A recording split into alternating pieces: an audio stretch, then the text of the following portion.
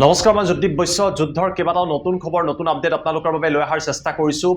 বৰ্তমান সময়ত যি ইৰাণ আৰু আমেৰিকাৰ যুদ্ধ সেয়া ফুল স্কেল ৱাৰ হিচাপে পৰিগণিত হৈছে আৰু যুদ্ধ তয়াময়া গতিত চলি আছে ইৰাণৰ তৰফৰ পৰা বহু বেলিষ্টিক মিসাইল তেওঁলোকৰ মিসাইল চিটিৰ পৰা নিক্ষেপ কৰা হৈছে মধ্যপ্ৰাচ্যৰ কেইবাটাও প্ৰান্তত থকা আমেৰিকান সেনাৰ ঘাটিলৈ আৰু ইৰাণে দাবী কৰিছে যে এইসমূহ মিসাইলে আমেৰিকাৰ কেইবাটাও এয়াৰবেছৰ ওপৰত আঘাত কৰিছে এই মুহূৰ্তত সাইৰেনৰ শব্দ শুনিবলৈ পোৱা গৈছে জৰ্ডানত সাইৰেনৰ শব্দ শুনিবলৈ পোৱা গৈছে বেহৰিনত কিয়নো এই দেশসমূহত থকা আমেৰিকান সেনাৰ ঘাটিক লক্ষ্য কৰি লোৱা হৈছে সকলোবিলাক কথা তথ্য সহকাৰে এটাকৈ আপোনালোকৰ বাবে লৈ অহাৰ চেষ্টা কৰি বৰ্তমান পৰিৱেশ পৰিস্থিতি এনেকুৱা যে উত্তেজনা বৃদ্ধি পাইছে ইউএই আৰু ইৰাণৰ মাজত ইয়াৰ কাৰণ হৈছে ইউএইৰ অইল টেংকাৰৰ ওপৰত ইৰাণৰ তৰফৰ পৰা আক্ৰমণ কৰা হৈছে য'ত অইল টেংকাৰ দুখনকৈ অইল টেংকাৰ বা সুপাৰ টেংকাৰ বুলি কোৱা হয় বেয়াকৈ ক্ষতিগ্ৰস্ত হৈছে এই অইল টেংকাৰ যদিও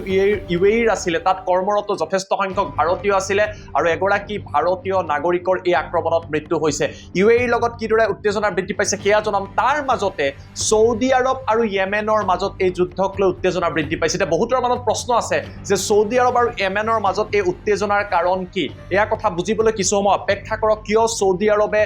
এক আক্ৰমণ কৰাৰ অভিযোগ উত্থাপিত হৈছে ইয়েমেনৰ সানা এয়াৰপোৰ্টত আৰু তাৰ পিছত ইয়েমেনত থকা হুতি বিদ্ৰোহী যি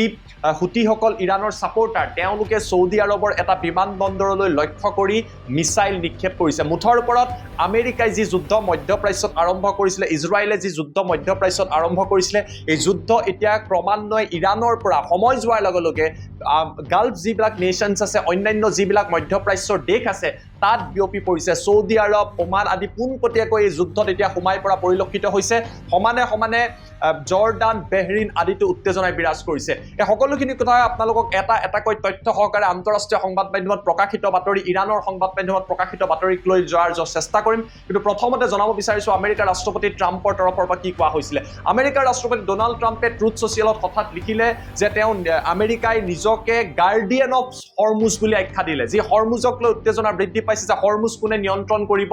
ইৰাণে নিয়ন্ত্ৰণ কৰিব নে আমেৰিকাই নিয়ন্ত্ৰণ কৰিব ট্ৰাম্পে লিখিলে আমি গাৰ্ডিয়ান অফ হৰমুজ আমি নিয়ন্ত্ৰণ কৰিম সকলো জাহাজক আমি সুৰক্ষা দিম যি কথা আগতে কৈছিলে ট্ৰাম্পে সেই কথাখিনিকে সেই কেছেটখনকে আকৌ এবাৰ কৈছে আৰু তাতোতকৈ ডাঙৰ কথা ট্ৰাম্পে এতিয়া কি কৈছে চাওক যে এতিয়াৰ পৰা হৰমুজ আমেৰিকাই নিয়ন্ত্ৰণ কৰিব আৰু যিবিলাক জাহাজ হৰমুজৰ পৰা যাব 20% টেক্স বা কৰ আমেৰিকাক দিব লাগিব এতিয়া জনতাই প্ৰশ্ন কৰিব এই যুদ্ধৰ আগলৈকে হৰমুজ বিনামূলীয়া আছিলে বিনামূলীয়াকৈ জাহাজ অহা যোৱা কৰি আছিলে কাকো টেক্স দিবলগীয়া হোৱা নাছিলে যুদ্ধ আপোনালোকে কৰিব যুদ্ধৰ ফলত হৰমুজ অস্থিৰ আপোনালোকে কৰিলে যুদ্ধৰ ফলত হৰমুজ বন্ধ আপোনালোকে কৰিলে তেলৰ দাম বৃদ্ধি পালে গেছৰ দাম বৃদ্ধি পাইছে বিশ্বত জনতাৰ হাহাকাৰ লাগিছে বহু লোকৰ প্ৰাণহানি হৈছে আৰু এতিয়া নিজে হৰমুজক সুৰক্ষা দিম বুলি ক'ব আৰু তাৰ পাছত আকৌ টেক্স সংগ্ৰহ কৰিব এইটো কেনেকুৱা কথা এয়া হৈছে আমেৰিকা আৰু ট্ৰাম্পৰ এটা স্থিতি যি স্থিতিক লৈ বিশ্বত প্ৰতিক্ৰিয়াৰ সৃষ্টি হৈছে বিশ্বৰ বিভিন্ন দেশে প্ৰতিক্ৰিয়া প্ৰকাশ কৰি কৈছে যে এই কথা গ্ৰহণযোগ্য হ'ব নোৱাৰে এতিয়া ট্ৰাম্পে হৰমুজ নিয়ন্ত্ৰণ কৰিম বুলি কোৱাৰ লগে লগে গাৰ্ডিয়ান অফ হৰমুজ বুলি আমেৰিকা বা ট্ৰাম্পে কোৱাৰ লগে লগে ইৰাণৰ তৰফৰ পৰা প্ৰতিক্ৰিয়া আহিছে ইৰাণৰ বিদেশ মন্ত্ৰী আৰাগাচিয়ে কৈছে যে গাৰ্ডিয়ান হৰমুজৰ কোন সকলোৱে জানে হৰমুজৰ গাৰ্ডিয়ান হৈছে ইৰাণ আৰু ইৰাণে হৰমুজ নিয়ন্ত্ৰণ কৰিব অৰ্থাৎ ইৰাণ আৰু আমেৰিকাৰ মাজত এই হৰমুজক লৈ তয়াময়া ৰণ চলিছে বৰ্তমান সময়ত কালি নিশাৰ ভাগত আমেৰিকাৰ যি চেন্ট্ৰেল কামাণ্ড আছিলে তেওঁলোকৰ তৰফৰ পৰা বৃহৎ আক্ৰমণ হৈছে আৰু এই আক্ৰমণত দেখিবলৈ পোৱা গৈছে হৰমুজৰ কাষত থকা কাছেম আইলেণ্ড ইৰাণৰ উপকূলীয় অঞ্চলবিলাকক লক্ষ্য কৰি লোৱা হৈছে বন্দৰ আব্বাছ ইৰাণৰ য'ত ইৰাণৰ ছাবমেৰিনবিলাক থাকে তাত লক্ষ্য কৰি লোৱা হৈছে আৰু আমেৰিকাই এই যুদ্ধত বিশেষ টেকনলজি ব্যৱহাৰ কৰিছে ড্ৰোন ব্যৱহাৰ কৰিছে যি সম্পূৰ্ণৰূপে কম্পিউটাৰ চালিত ড্ৰোন সাগৰৰ পথেদি গৈছে আৰু তাৰ পিছত আঘাত কৰিছে প্ৰথমবাৰলৈ এই টেকনলজি আমেৰিকাৰ তৰফৰ পৰা ইৰাণৰ বিৰুদ্ধে ব্যৱহাৰ কৰা হৈছে চেন্ট্ৰেল কামাণ্ডৰ তৰফৰ পৰা কোৱা হৈছে যে ধাৰাবাহিকভাৱে ইৰাণৰ এখনৰ পিছত আন এখনকৈ চহৰক লক্ষ্য কৰি লোৱা হৈছে আৰু ট্ৰাম্পে পুনৰবাৰ দাবী কৰিছে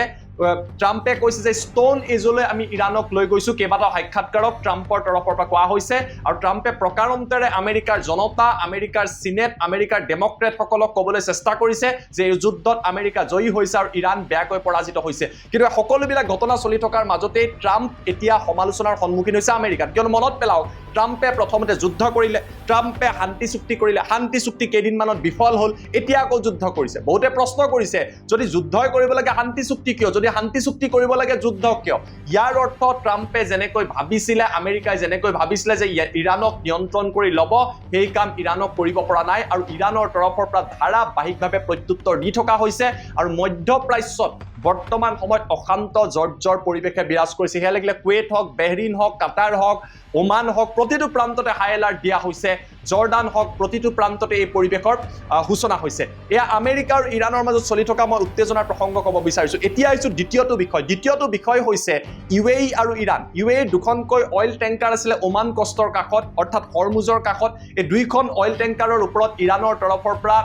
ড্ৰোনৰ সহায়ত মিছাইলৰ সহায়ত আক্ৰমণ কৰা হয় য'ত কেইবাগৰাকীও ভাৰতীয় ক্ৰু মেম্বাৰ আছিল আৰু দুৰ্ভাগ্যজনকভাৱে এগৰাকী ভাৰতীয়ৰ মৃত্যু হৈছে ইয়াৰ পাছতে ইউএই আৰু ইৰাণৰ মাজত এতিয়া উত্তেজনা বৃদ্ধি পাইছে মধ্যপ্ৰাচ্যৰ দেশ ইউএইৰ তৰফৰ পৰা কোৱা হৈছে যে ইৰাণৰ ওপৰত বৃহৎ আক্ৰমণ কৰিব লাগে এতিয়া প্ৰশ্ন উত্থাপিত হৈছে যে সঁচাকৈ ইউএইয়ে এতিয়া ইৰাণক লক্ষ্য কৰি ল'ব নেকি কিয়নো ইউএইৰ সম্পৰ্ক আমেৰিকাৰ লগত যথেষ্ট ভাল ইউএইৰ সম্পৰ্ক ইজৰাইলৰ লগতো ভাল গতিকে ক'ৰবাত নহয় ক'ৰবাত এই সমগ্ৰ ঘটনাক লৈ ইৰাণ আৰু ইউএইৰ মাজত উত্তেজনা বৃদ্ধি পাইছে কিন্তু যদিহে পোনপটীয়াকৈ ইউএইৰ তৰফৰ পৰা এতিয়া ইৰাণক আক্ৰমণ কৰা হয় বা ইৰাণলৈ মিছাইল নিক্ষেপ কৰা হয় বা ইউএইৰ এয়াৰ ফ'ৰ্চৰ তৰফৰ পৰা একশ্যন লোৱা হয় ইৰাণে তেতিয়া পোনপটীয়াকৈ ইউএইত আক্ৰমণ কৰিব ফলত ইউএইৰ ক্ষতি হ'ব ইউএইৰ যিবিলাক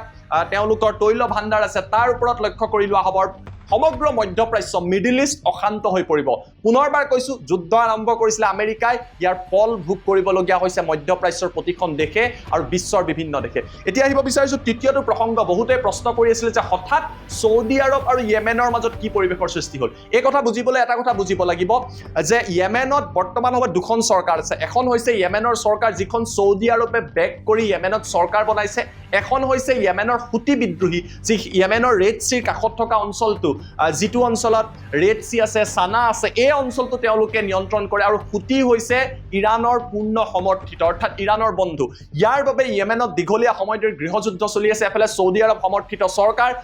আৰু আনফালে ইৰাণ সমৰ্থিত হুতি বিদ্ৰোহী এতিয়া আয়াতুল্লাহ আলী খেমেনিৰ জানাজাৰ পাছত ইৰাণৰ মাহান এয়াৰ যি ইৰাণৰ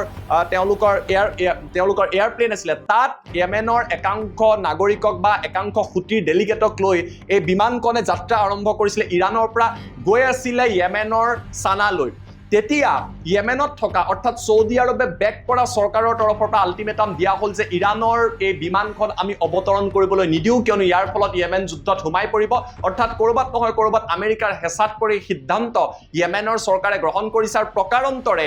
সৌদি আৰবৰ তৰফৰ পৰা এই সমগ্ৰ প্ৰক্ৰিয়াত এই চৰকাৰখনক সহযোগ কৰা হৈছিল ইয়াৰ পাছত কি হ'ল যেতিয়া সানা বিমানবন্দৰত এই বিমানখনে লেণ্ড কৰাৰ কথা আছিলে তাৰ ঠিক আগে আগে প্ৰিচিছন এয়াৰ ষ্ট্ৰাইক কৰা হ'ল বিমানবন্দৰত ৰানৱে ধ্বংস কৰি দিয়া হ'ল ইয়াৰ পাছত বিমানখনে ৰুট সলনি কৰিলে আৰু ইয়েমেনৰ আন এটা প্ৰান্তত গৈ এই বিমানখনে লেণ্ডিং কৰে ইয়াৰ পাছতে ইয়েমেনৰ হুতিৰ তৰফৰ পৰা বৃহৎ ঘোষণা কৰা হ'ল তেওঁলোকে ক'লে যে সমগ্ৰ ঘটনাত যদিও ইয়েমেনৰ চৰকাৰ জড়িত হৈ আছে বুলি কৈছে ঘটনাৰ সম্পূৰ্ণৰূপে সৌদি আৰব জড়িত হৈ আছে আৰু সৌদি আৰবক প্ৰত্যুত্তৰ দিয়া হ'ব ডাঙৰ খবৰটো হৈছে যে সৌদি আৰবৰ এটা বিমানবন্দৰ আভা এয়াৰপোৰ্ট এই আভা এয়াৰপোৰ্টলৈ লক্ষ্য কৰি ইয়েমেনৰ হুতিৰ তৰফৰ পৰা মিছাইল নিক্ষেপ কৰা হৈছে মই আল জাজিৰাৰ বাতৰিটো আপোনালোকক দেখুৱাই দিছো আৰু হুতিয়ে দাবী কৰিছে যে তেওঁলোকৰ এই মিছাইলে আঘাত কৰিছে ক'ত আঘাত কৰিছে তেওঁলোকৰ মিছাইলে আঘাত কৰিছে সৌদি আৰবৰ আভা এয়াৰপোৰ্টৰ অৰ্থাৎ এই যুদ্ধত চাওক এখনকৈ দেশ এতিয়া ক্ৰমান্বয়ে নিজৰ মাজতে এই যুদ্ধত সোমাই পৰিছে ইয়েমেন সোমাই গ'ল সৌদি আৰব সোমাই গ'ল ইউএই সোমাই গ'ল ইৰাণ সোমাই গ'ল এফালে